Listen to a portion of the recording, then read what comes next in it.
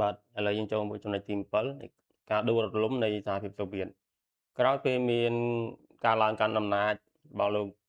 Gorbachev បានប្រកាសថាលោកនឹងមិនអនុញ្ញាតឲ្យមាននយោបាយខាងវិស័យយោ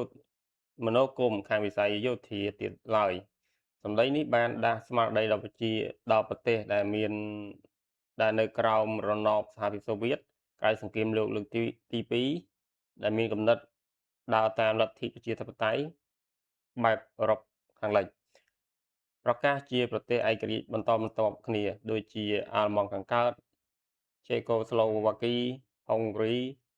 ប៊ុយហារុយប៉ូឡូញជាដើមចំណែកឯប្រទេសអាល្លឺម៉ង់ដែលខណ្ឌចែកដោយជញ្ជាំងបេឡាំងត្រូវរួមគ្នាជាអាល្លឺម៉ង់តែមួយនៅថ្ងៃទី3ខែតុលាឆ្នាំ1990ទ័ពក្រហមដែលដាក់ពង្រាយនៅអឺរ៉ុបខាងកើតត្រូវដកចេញចាប់ពីឆ្នាំ1991ដល់ឆ្នាំ1994ពីព្រោះបក្សកុម្មុយនីសវ៉ាស្លូវ៉ាស្លូវីជាបន្ទុកដ៏ធ្ងន់ធ្ងរដល់សូវៀតនៅថ្ងៃទី28ខែមិថុនាឆ្នាំ1991អង្គការពាណិជ្ជកម្មកូមេកុងត្រូវបញ្ចប់និងអង្គការសម្ព័ន្ធភាពវ៉ាស្លូវីត្រូវអស់លទ្ធភាពចាប់តាំងពីថ្ងៃទី1ខែកញ្ញាសំទោសថ្ងៃទី1ខែកក្កដាឆ្នាំ1991អត្ថន័យនៃការបង្ហូរឈាមនៃកងទ័ពក្រហមនៅចំនួន35លាននាក់ដែលរំដោះអឺរ៉ុបខាងកើតនៅសម័យសង្គ្រាមលើកទី2ឲ្យផុតពីក្រញាំពួកណាស៊ីអ៊ីក្លេអ៊ែរត្រូវបានបញ្ចប់នៅក្នុងសហភាពសូវៀតរដ្ឋដែល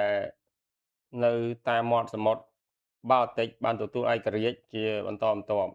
ដោយពុំមានការបង្ហូរឈាមរដ្ឋមួយចំនួននៅអាស៊ីកណ្ដាលក៏ដណ្ដើមឯករាជ្យហើយផ្ដាច់ចេញពីសូវៀតចំណែករដ្ឋរុស្ស៊ីវិញក្លាយទៅជារដ្ឋឯករាជ្យដោយមានប្រធានាធិបតីដំបូងលោក Boris Yeltsin បន្ទាប់មកប្រទេសរុស្ស៊ីក៏បញ្ចូលទៅក្នុងសហព័ន្ធមួយទៀតជាមួយនឹងអ៊ុយក្រែនបេឡារុសនិងរដ្ឋឯករាជ្យមួយចំនួនទៀតហៅថាសហព័ន្ធរុស្ស៊ីឬហៅថាសមាគមនៃរដ្ឋឯករាជ្យការបង្កើត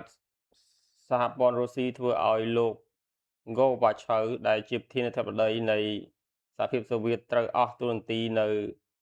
ថ្ងៃទី25ខែធ្នូឆ្នាំ1991